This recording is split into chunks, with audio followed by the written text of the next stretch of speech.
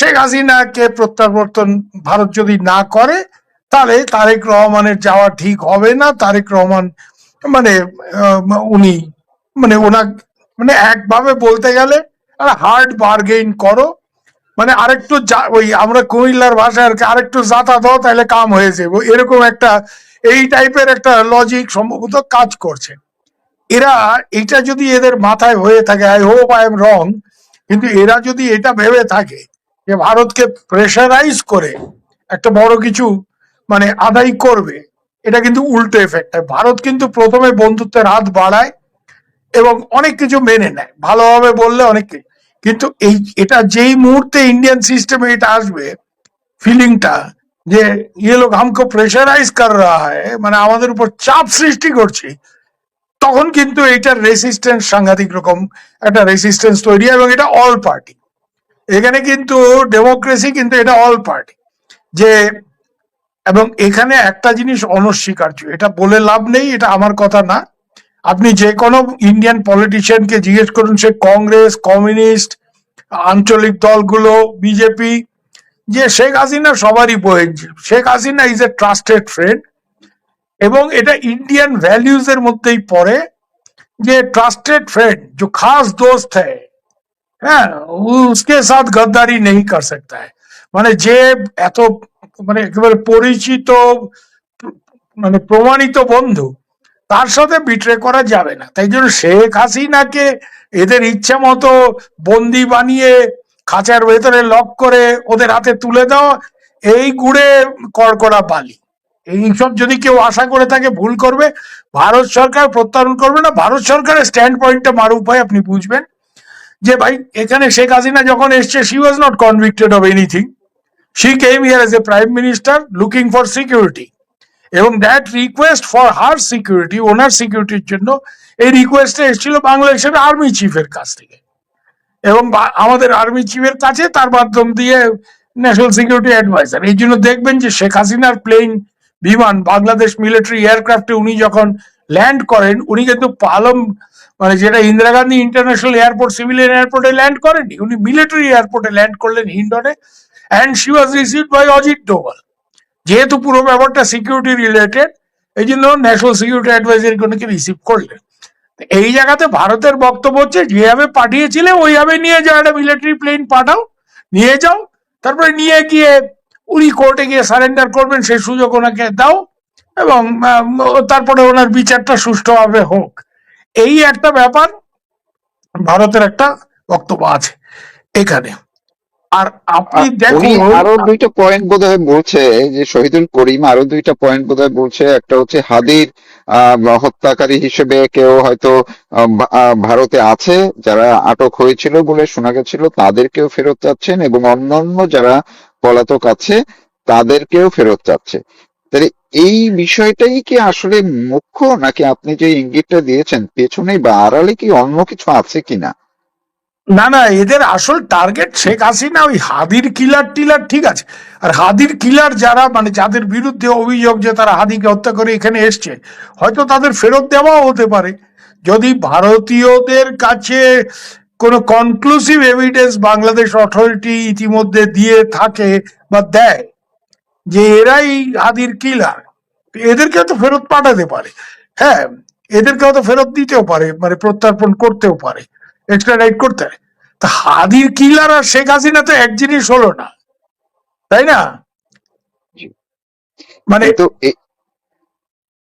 বলুন। শেখ হাসিনার ক্ষেত্রে কিন্তু আমি এটা আপনাকে লিখে দিতে পারি, মানে আজকে যদি বাংলাদেশের এই চাপে পড়ে বা বাংলাদেশের এই সব মানে আবদার মাথায় রেখে যদি নরেন্দ্র মোদী শেখ হাসিনাকে ফেরত পাঠায়, he will face hell in parliament.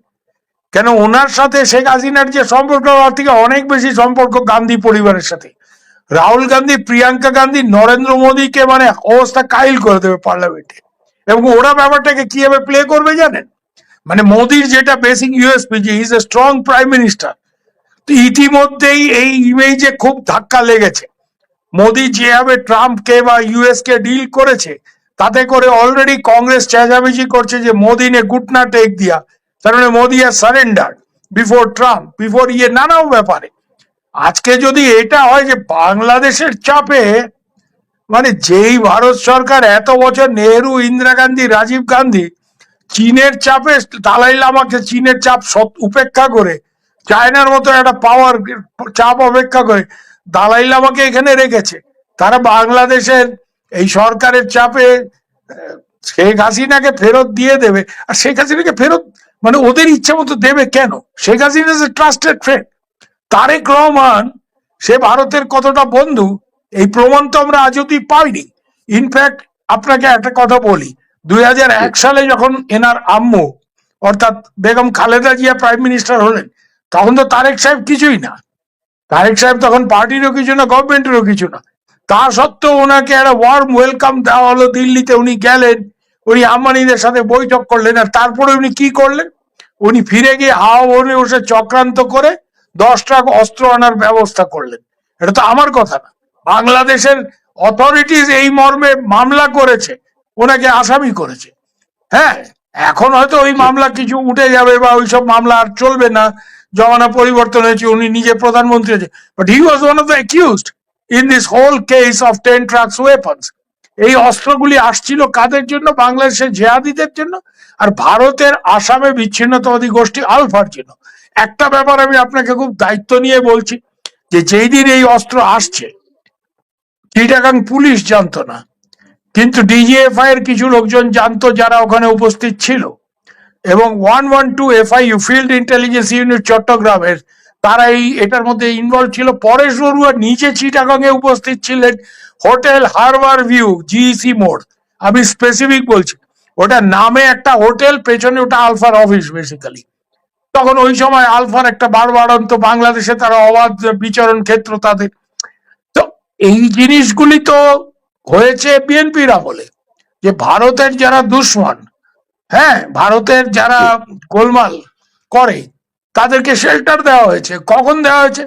যখন শেখ হাসিনা পাওয়ারে আসার পর 96 এর পরে এই শান্তি বাহিনী চট্টগ্রাম, পার্বত্য চট্টগ্রামে যারা যুদ্ধ করছিল, তাদের তো ভারত চাপ দিয়ে ফেরত পাঠিয়ে পিস টক্সে বসিয়ে পার্বত্য চট্টগ্রামকে শান্ত করার ব্যবস্থা করেছে। তারপরে তুমি ভারতের পেছনে লাগছো, 2001-এ তোমার আম্মু পাওয়ারে আসলো, তুমি হাও ভবনে বসে চক্রান্ত করে এই অস্ত্র আনছো। এর এই বিপুল পরিমাণ অস্ত্র তুমি আলফাকে দেবে, ভারতে গোলযোগ পাকানোর, তো ভারত তোমাকে কি করে বিশ্বাস করবে? তো সেইটার প্রমাণ আজকে দিতে হবে তোমাকে। উই হ্যাভ টু বি কিন্তু অ্যাসিওর্ড যে তারেক যে Rahman is a friend of India.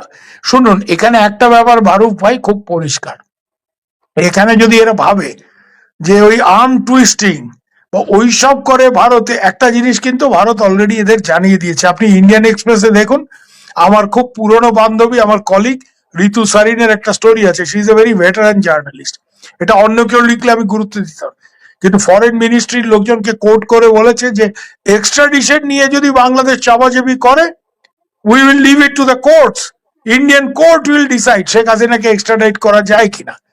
তার মানে এক কথায় বুঝতে পারছেন, ওই আমরা বলি না কথায় কথায় বাঙালরা হাইকোর্ট দেখাইছো, ইন্ডিয়া কিন্তু হাইকোর্টটা দেখিয়ে দিয়েছে অলরেডি, যে ও তোমরা যদি শেখ হাসিনার প্রত্যার্পণের উপর গুরুত্ব দাও, তো ইট will B legally examined, it is a legal process. তো তোমরা কিভাবে শেখ হাসিনাকে ট্রায়াল করেছো, কি করেছো, সব ডেটা পাঠাও আমাদের কোর্টে, এটা we will seek legal opinion of the Supreme Court of India. তার মানে এক কথা হাইকোর্ট দেখিয়ে দেওয়া যে বাবা। আরেকটা জিনিস বলা হয়েছে দেখবেন, যে এই 21 থেকে 26-এর মধ্যে যদি তারেক রহমানের ভিজিট না হয়, তাহলে এরপরে মোদির আর সময় নেই। আমি এটা বিশ্বাস করতে পারি না যে 26শে অগাস্টের পর মোদি পুরো সময়টাই বিদেশে থাকবে। I don't believe it. এটা বেসিক্যালি বাংলাদেশকে একটা এক রকমের আলটিমেটাম। দিস ইজ দ্য ডিপ্লোমেসিতে বলে signal language, it's a signal, it's not a direct language, যে ভাই এর মধ্যে যদি তুমি ইন্ডিয়া না আসো, তাহলে after that it will not be business as usual. এক কথায় তুমি ইন্ডিয়াতে আসবে না, এত কায়দা কানুন করবে, তো এরপরে তাহলে আর বিশেষ খাতির টাতির যেগুলি আমরা মাঝে মাঝে করে থাকি, যে আমাদের নিজের অসুবিধা সত্ত্বেও ডিজেল দেওয়া, অমুক করা তমুক করা, এগুলি কি করে হয়টা, এগুলি চিন্তা ভাবনার বিষয় চলে আসবে নানা রকম। সবাইরই তো ভাই কিছু না কিছু কার্ড থাকে, তাই না? হ্যাঁ, আর তাইলে এই জায়গাটায় দাদা আহ, আপনার কথা অনুযায়ী যদি এমন হয় যে আসলে শেখ হাসিনার ফেরত দেওয়া বা এই যে তিনটা দাবির কথা বলা হয় সেই কারণে অনুকূল পরিবেশ নেই, এইটা কি আসলে একটা বাহানা, নাকি এর আড়ালে আসলে তারেক রহমান যাতে ভারতে না যায়, না যেতে পারে, সেই ক্ষেত্রে অন্য কোনো কিছু থাকতে পারে কিনা? আপনার কোনো আহ আমি উম, এটা কিছু আমি একটা ব্যাপারে বিশ্লেষণ আছে কিনা? নিশ্চিত, এই পুরো খেলাটা খেলছে খলিল, পেছন থেকে ইউনূস সাহেব। ইউনূস সাহেবকে তারেক রহমান রাষ্ট্রপতি হতে দেননি, কেন তারেক রহমান বা বিএনপি রাজি না হলে ইউনূস তো নির্বাচনে দাঁড়িয়ে হেরে যেত। শুধু জামাত এনসিপির ভোটে তো উনি জিততে পারবেন না, অঙ্কই মানে ইলেকট্রাল অ্যারিথমেটিক তাই বলে। তো তারেক রহমান মানে ওনাকে রাষ্ট্রপতি করার ক্ষেত্রে পিছিয়ে গেছেন। ওনাকে রাষ্ট্রপতি, আমেরিকানদের চাপ সত্ত্বেও ওনাকে রাষ্ট্রপতি করেনি। এই গোলমালের মূল কারণ বাংলাদেশের রিয়েল ভিলিয়ান হচ্ছে ইউনূস। হ্যাঁ, বলে না, হ্যাঁ, যে গ্রামে ওই কিছু লোক থাকে দেখবেন যে যারা সবসময় গোলমাল পাকায়, কিছু না কিছু করে, বলে প্যাঁচ লাগাইতেছে। ওই ইউনূস হচ্ছে বাংলাদেশের প্যাঁচ লাগাই না মাস্টার, আর খলিল হচ্ছে তার নাম্বার টু। এরা দুজনেই আমেরিকান ডিপ স্টেটের এজেন্ট, এবং এরা এখানে বসে এই গোলমাল। তো ইউনূস রাষ্ট্রপতি হতে চেয়েছিল, পারেনি। উনি এখন এইভাবে গোলমাল করে ইন্ডিয়ার সাথে তারেকের একটা রিলেশন যদি ভালো হয়ে যায়, তাহলে তো আর তারেক অন্য কারো উপরে অত নির্ভরশীল হওয়ার কোনো কারণ নেই। ইউনুস যেটা চায়, এবং এখানে পাকিস্তানিদেরও একটা খেলা আছে। পাকিস্তানিরাও চায় যে ইন্ডিয়াকে সাথ আচ্ছা রিস্তা হোগা তো হাম कैसे इसको संभालेंगे, আমরা কি করে এই। এবং আপনি লক্ষ্য করুন যে 6 জন ডিজিএফ এর অফিসার পাকিস্তান ভিজিটে যাচ্ছে। এই ঘন ঘন আর্মি, আর্মি কিন্তু খুব পাকিস্তানের সাথে খেলছে, টার্কির সাথে খেলছে। এবং এই আর্মি এখন একটা মেজর ফ্যাক্টর। তারেক রহমান আর্মিকে জমের মতো ভয় পায়। তার কারণ আপনি দেখুন, উনি তো এসএফএফ সিকিউরিটি রাখেন না, উনি নিজের একটা সিকিউরিটি সিএসএফ ওই ছেলেদের দিয়ে সিকিউরিটি করেন। ও আগেও আর্মির হাতে উনি মারধর খেয়েছেন, ওনার আম্মুর যখন গদি চলে যায় তারপরে। তো এখানে নানা রকম factor. Tarique Rahman is a very insecure prime minister. হ্যাঁ, এবং উনি এইসব ভয়ে আছেন, এই টানাপোড়েনের মধ্যে আছেন। একদিকে এ টানছে, একদিকে ও টানছে। তো যাই হোক, একটা ফয়সলা উনি করেছেন যে উনি নিজের দল থেকে সিনিয়র লিডার তাকে ইয়ে করবেন, হ্যাঁ, প্রধান রাষ্ট্রপতি। রাষ্ট্রপতি করবেন। আরেকটা জিনিস উনি করেছেন যেটা খুব তাৎপর্যপূর্ণ, যে সালাউদ্দিনকে হোম থেকে সরিয়ে এলজিআরডির মিনিস্টার করছেন। এটার পেছনে অনেকে অনেক ব্যাখ্যাতে, যাই হোক আমি তার মধ্যে যাচ্ছি না, কারণ আজকে আলোচনার বিষয় সেটা না। কিন্তু মানে এখানে এই ভারতের সাথে গোলমালটা যেটা পাকানোর পেছনে খুব বড় ভূমিকা হচ্ছে খলিল সাহেবের, এবং পেছন থেকে ইউনুস। এরা গোলমাল পাকিয়ে ভারতের সাথে বাংলাদেশের একটা রিলেশন খারাপ করলে, এই যে একটা অ্যান্টি ইন্ডিয়ান ইকোসিস্টেম বাংলাদেশে কাজ করে না, এদের রাজনীতি বাইরে তারেক রহমান যেতে পারবে না। এবং এই রাজনীতিটা চলতে থাকলে এই এনসিপি, আপনি দেখুন সব থেকে বেশি তারেক রহমান যাতে দিল্লি না যায় হইচইটা কে করছে? এনসিপি। এনসিপি কারা? ইউনুসের লোকজন, এই নাইট টাইটরা। যে শেখ হাসিনাকে প্রত্যার্পণ না করে তারেক রহমান দিল্লি যেতে পারবেন না, কমান্ডিং টোন। তোমার জি। মিয়া আসে 3টা এমপি, তুমি এমন ভাবে প্রাইম মিনিস্টারকে বলতে যেন প্রাইম মিনিস্টার তোমার কৃতদাস। তো এইসব অনেক খেলা এখানে কাজ করতেছে, বুঝতেন? আর একটা দাদা, একটা ইনফরমেশন আজকে সকালে বাংলাদেশ থেকে পররাষ্ট্র মন্ত্রণালয়ে কথা বললে আমি যে জিনিসটা একটু জানলাম, সেটা হচ্ছে যে বাংলাদেশ সরকার, বিশেষ করে এই যে আপনার সেই খলিলুর রহমান, তারা চাচ্ছিলেন যে এমন একটা আবহ তৈরি করতে, শেখ হাসিনা যখন বলেছেন তিনি দেশে আসবেন, সেটা ফোকাসটা এমন ভাবে করতে দেশের ভিতরে এবং বাইরে, যে তাদের চাপে শেখ হাসিনা দেশে ফিরতে বাধ্য হয়েছে ক্রেডিটটা নেওয়ার জন্য। এখন যেহেতু শেখ হাসিনা ঘোষণা দিয়েছেন বিশ্ব দরবারে যে তিনি নিজে যাবেন, তাদের ক্রেডিট নেওয়ার পরিকল্পনাটা ভেস্তে গেল। এইটা, এই আক্রোশটা এখন তারা ভারতের উপরে দেখাচ্ছে। আপনি কি এটার যৌক্তিকতা পান কিনা? না না, এরা তো ভারতের উপর ক্ষিপ্ত যে ভারত কেন শেখ হাসিনাকে প্রেস কনফারেন্স করতে দিয়েছে। আরে ভাই, এটা তো ভারত অর্গানাইজ করেনি। হু অর্গানাইজড ইট? মারুফ ভাই, আপনি দিল্লিতে আসলে দেখবেন যে এই উপমহাদেশে বড় বড় ওয়েস্টার্ন মিডিয়া, জাপান, বড় বড় বিভিন্ন দেশের মিডিয়া, যাদের মেইন করসপন্ডেন্ট বা ব্যুরো চিফ তারা সব দিল্লিতে। হ্যাঁ, তারপরে জি। বাংলাদেশে এক একজন স্ট্রিঙ্গার নেয়। একমাত্র আমি যে অর্গানাইজেশনে দীর্ঘ 17 বছর কাজ করেছি, BBC, they are the only foreign organisation to the best of my knowledge যাদের একটা ফুল ফ্লেজেড সেট আপ ঢাকাতে আছে। তার একটা বড় জি। কারণ ছিল যে দীর্ঘকাল বিবিসির বাংলা সার্ভিস ছিল অতীব জনপ্রিয়। হ্যাঁ, এবং তার জন্য তাদের বাংলাদেশে অনেক লোকজন রাখতে হতো, এমনকি তারা ঢাকার বাইরেও চিটাগাং স্ট্রিঙ্গার রাখতেন। বিবিসি ছাড়া অন্য কোনো ফরেন অর্গানাইজেশনের দু একজন স্ট্রিঙ্গার বাদে, মানে খুব বড় মাপের ব্যুরো টিউরো ফুল ব্যুরো কিছু নেই। এই সব ফুল ব্যুরো টিউরো সব দিল্লিতে, ন্যাচারালি সাউথ এশিয়ার কেন্দ্রবিন্দু ইন্ডিয়া। তো এই ফরেন করেসপন্ডেন্স ক্লাবে কজন ইন্ডিয়ান আপনি খোঁজ নিয়ে দেখুন, maximum they are all foreign correspondents. হ্যাঁ, ওদের অফিস বিয়ারাররা ফরেন।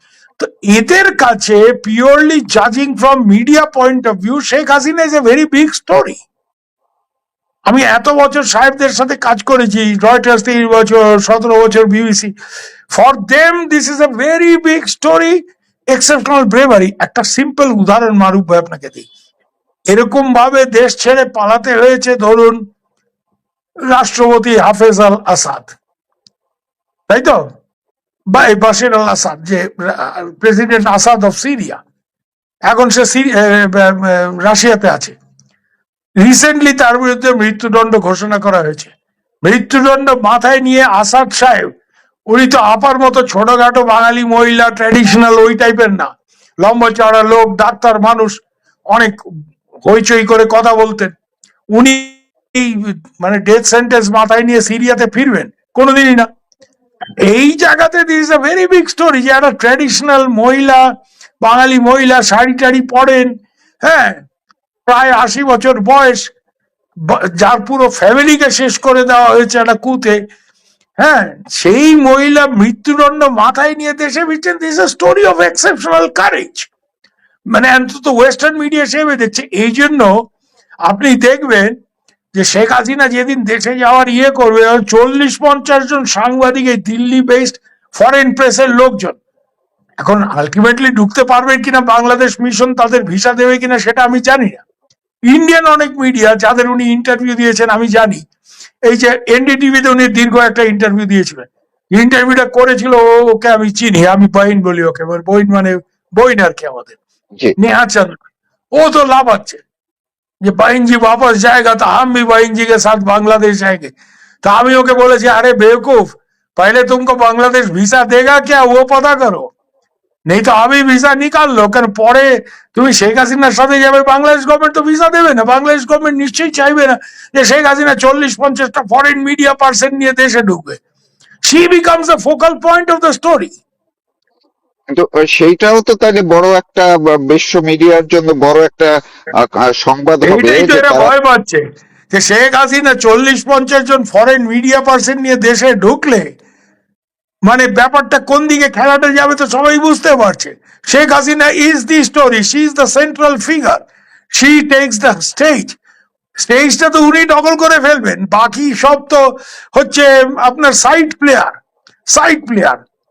মানে উনি হয়ে যাবেন ওখানে অমিতাভ বচ্চন, আর বাকি সব হচ্ছে ওই 2 মিনিটের রোল করে, 4 মিনিটের রোল করে, ওই অবস্থা হবে তাদের। তো এই জন্য এরা এখন ফাপড়ে পড়েছে যে আসলেও বিপদ, না আসলেও বিপদ। হ্যাঁ, এই বেডির নিয়ে কেমনে সামাল দেই।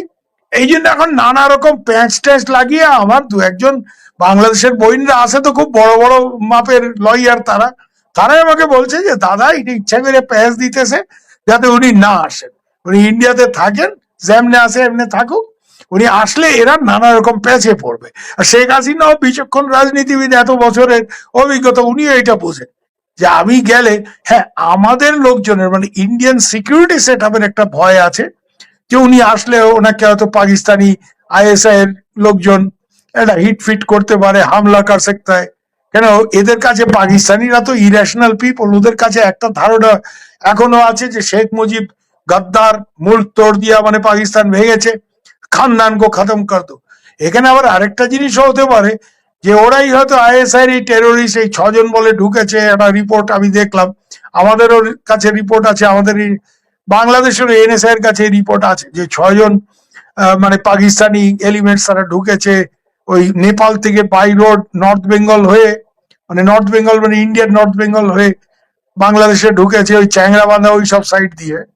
এর মধ্যে 4 জনকে আইডেন্টিফাই করা গেছে, এরা লস্করে তৈয়বা বা জামাত উদ্দোয়া ওদের মানে মানে অপারেশনস এর লোক, মানে টেররিস্ট আর কি এক কথায়।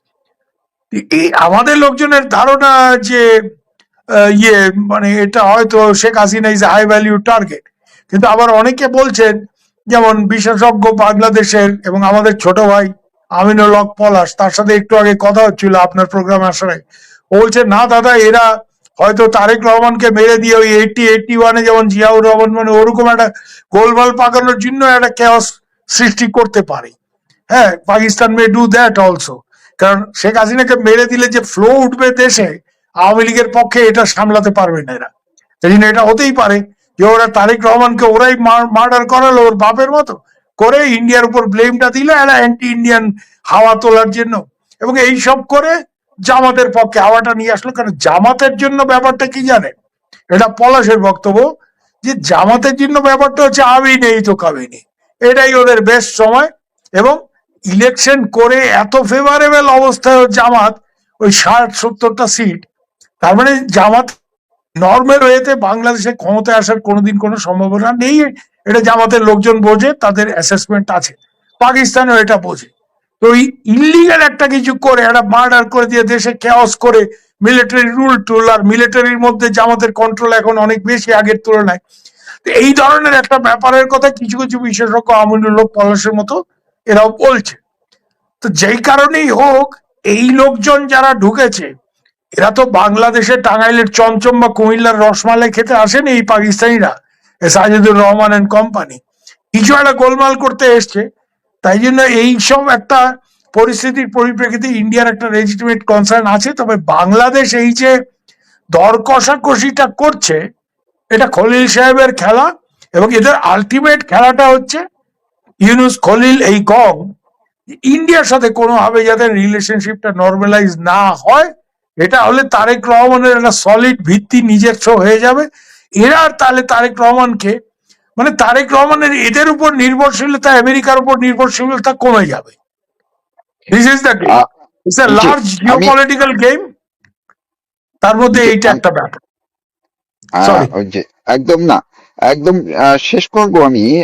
আরেকটা প্রশ্ন, আমরা যদি ধরে নেই আজকে কালকের মধ্যে কোনো একটা পরিবর্তন হলো নতুন কিছু সিদ্ধান্তের জায়গায়, সেই ক্ষেত্রে যেই কথাটি এই কদিন পর্যন্ত শোনা যাচ্ছিল যে তারেক রহমান যদি 21 থেকে 26 তারিখের মধ্যে ভারতে যান কিংবা আগে পরে যখনই হোক, তখন অন্য আলোচনার সঙ্গে বা অন্য আলোচনার ক্ষেত্রে শেখ হাসিনার ইস্যুটা তারেক রহমান এবং নরেন্দ্র মোদীর বৈঠকের মধ্যে কতটা গুরুত্ব পাবে, কিভাবে গুরুত্ব পেতে পারে, নাকি আদৌ পাবে না? কেউ কেউ বলছেন এটা কোনো বিষয়ই হবে না।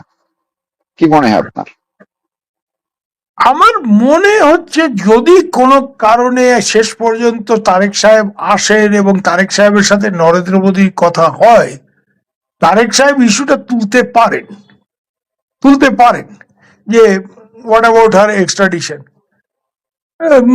ইন্দিরা মানে নরেন্দ্র মোদী সেখানে খুব ক্লিয়ার কি উত্তর দেবে সেটা আমি প্রেডিক্ট করতে পারি। তারেক সাহেব কি বলবেন এটা আমার পক্ষে প্রেডিক্ট করা মুশকিল। নরেন্দ্র মোদী কি বলবে, বলবে যে কানুন হ্যাঁ কানুন কে মোতাবিক হোগা তারেক সাহেব, মানে it will be according to law. আজকে যেটা আপনি দেখুন ইন্ডিয়ান এক্সপ্রেসে ঋতু সারিনের স্টোরি আছে, অন্য ইন্ডিয়ান জার্নালিস্টরা বাংলাদেশ অত জানে না, কিন্তু ঋতুর খুব ভালো কানেকশন ফরেন মিনিস্ট্রিতে, বলেই দিয়েছে যে Sheikh Hasina's extradition will not be decided at an administrative or a diplomatic level. It will be decided by the courts in India. তার মানে বাঙালি হাইকোর্ট দেখাইছো, বাঙাল হাইকোর্ট দেখাই দিছে তোমার যে তুমি দাও এটা, we will consider it legally, we will seek legal opinion from the Supreme Court of India. So ব্যাপারটা ওই জায়গাতে থেকে যাবে। তাই জন্য তারেক রহমান বাংলাদেশের স্বার্থে, বাংলাদেশ এখন ইন্ডিয়াকে অনেক কারণে প্রয়োজন। এই ট্রাম্প বা আমেরিকানরা অনেক কায়দা কানুন করছে বাংলাদেশকে ব্যবহার করে মায়ানমার সিভিল ওয়ারে ইন্টারভেন করার জন্য, ওখানে গেরিলাদের অস্ত্র দেওয়ার জন্য, কিন্তু এরা তো বাংলাদেশের যেটা প্রয়োজন, এরা তো মানে ট্রাম্প চাচা তো তারেক সাহেবকে 5 লিটার ডিজেলও দেয়নি, ডিজেলটা দিয়েছে কে? আলটিমেটলি মানে the proof of the pudding is in the eating, তাই না? তো এর জন্য আপনাকে দেখতে হবে তারেক সাহেব মানে India needs Bangladesh, Bangladesh needs India, ইন্ডিয়ার সাথে সম্পর্কটা ভালো রাখতে পারলে তারেক সাহেবেরই লাভ। ওনার মানে উনি দেশের স্থায়িত্ব স্থিতিশীলতা ফিরিয়ে আনতে অনেক বেশি সহযোগিতা ইন্ডিয়ার থেকে পাবেন। আমেরিকা যার বন্ধু তার শত্রুর দরকার নেই। আমেরিকা এই জায়গাতে ঘাঁটি গেড়ে ওই চীনকে আটকাবার জন্য মায়ানমারে গোলমাল পাকাবে, যাতে ওখানে মায়ানমারের সরকার ফেলা যায়। ইন্ডিয়াকে এই লাইনে আনতে পারেনি বলে বাংলাদেশকে ভর করেছে। তো তারেক সাহেব বাংলাদেশের প্রধানমন্ত্রী, উনি যেটাই করবেন আমরা আশা করব বাংলাদেশের স্বার্থ মাথায় রেখে করবেন। ওই মার্কিন চাচাদের কথা মাথায় রেখে যদি কিছু উনি করেন, উনি কিন্তু পেঁচে পড়বেন।